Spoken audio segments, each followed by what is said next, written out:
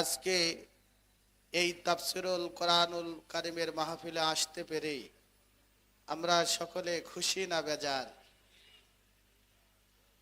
খুশি যদি আমরা হয়েই থাকি তাহলে আমরা সেই রব্বুল আলামিনকে আরেকবার প্রশংসা করে বলে দিই, আমরা সকলে চিৎকার মেরে বলি আলহামদুলিল্লাহ। সময়টা অত্যন্ত, আমরা বলতে পারি এমন একটি সময়ে আমরা অবস্থান করতেছি যেই সময়টায় মানুষ ক্ষতির মধ্যে আছে, ঠিক কিনা বলুন? এ কথা কে বলেছেন? আল্লাহ রাব্বুল আলামিন সুন্দর করে কোরআনুল কারীমের মধ্যে আল্লাহ বলছেন ওয়াল আসর, সময়ের কসম, ইন্নাল ইনসানা লাফি খুসর, নিশ্চয় মানুষ ক্ষতির মধ্যে রয়েছে। কিসের মধ্যে? ভাইজানেরা আমার, আপনজনেরা আমার, পর্দার আড়ালের মা এবং বোনেরা, মাগো, ভাই বাবাজি যারা এসেছেন, বলুন তো মানুষ সত্যই কি ক্ষতির দিকে আছে না নেই? পৃথিবীর সবচেয়ে দামি একটা মেসেজ হয় রাত আর দিনকে মিলে, এই মেসেজটা 5 বার দেওয়া হয়। কয়বার? কিন্তু এই মেসেজে খুব অল্প সংখ্যক মানুষ সাড়া দেয়। হাইয়া আলাস সালাহ,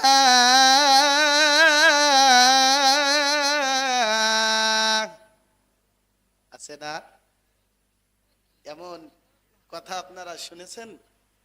অবশ্যই শুনেছেন, কিন্তু খুব অল্প সংখ্যক মানুষ আমরা সাড়া দিতে পারি।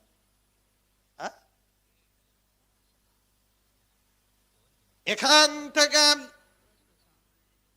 বুঝে নিতে হবে, মানুষ যারা এই দুনিয়ায় আল্লাহ রাব্বুল আলামিনকে যদি মানুষ প্রশ্ন করে, রব্বুল আলামিন এই পৃথিবীতে আমি এসেছি কেন, আমার করণীয় কি, আমি কি করব?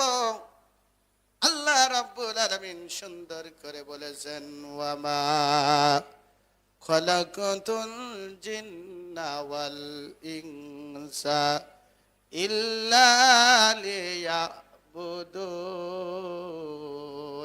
চিল্লায়ে মেরে বলেন আল্লাহু আকবার। এই পৃথিবীতে এসেছি আল্লাহ রাব্বুল আলামিনের গোলামি দাসত্ব করার জন্য। কথা বলুন, কথা ঠিক কিনা? তাহলে যে আল্লাহ আমাকে আপনাকে এই পৃথিবীতে পাঠিয়েছেন, আমাদের ইসলামের ভিত্তি 5টি, জোরে বলুন সুবহানাল্লাহ।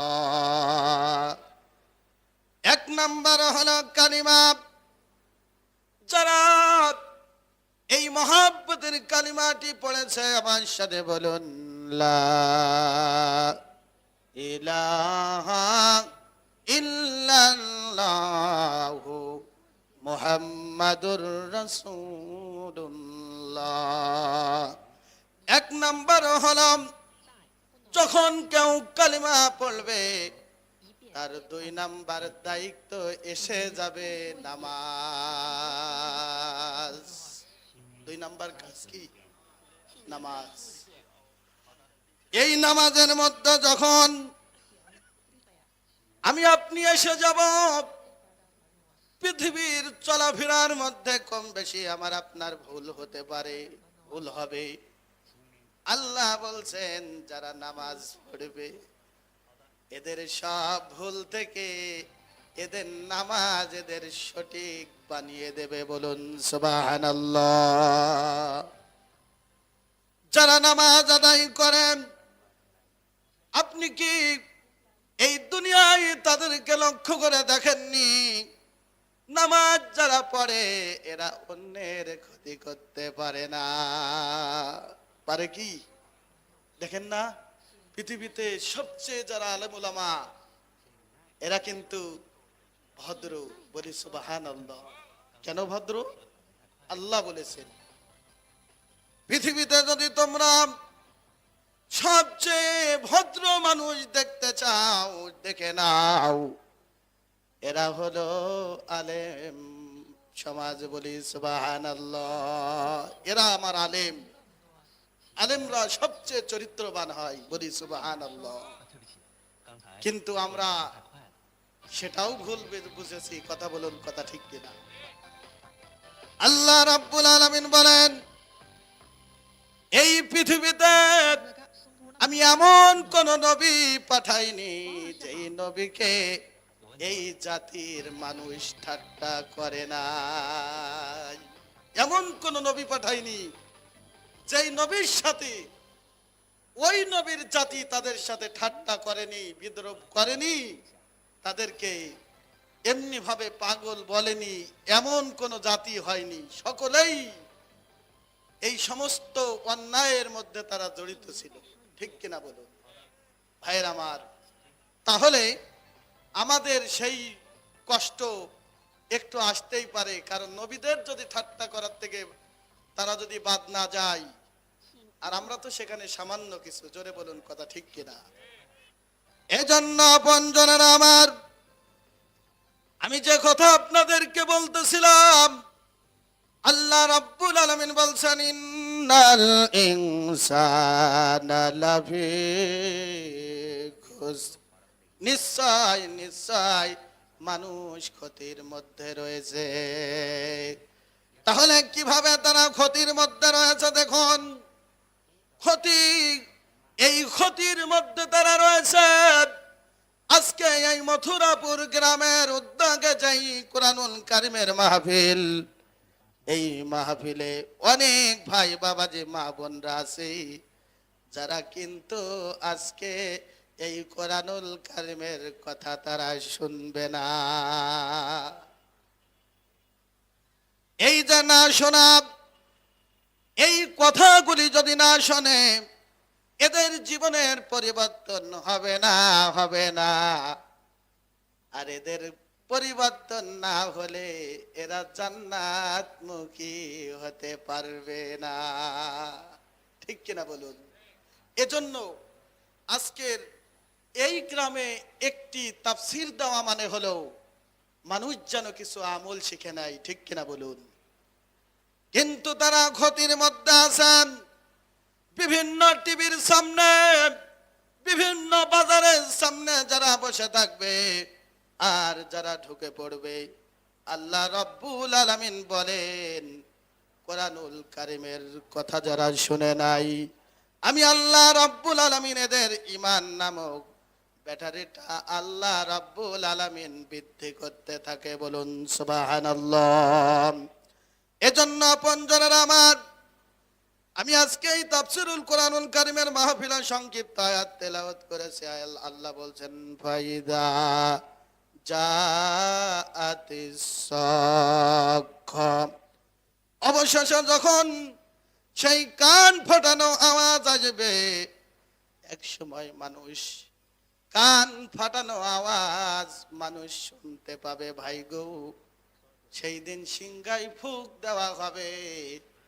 মানুষ কবরে যারা আছে ওই কবর থেকে মানুষ উঠে পড়বে। বলুন সুবহানাল্লাহ।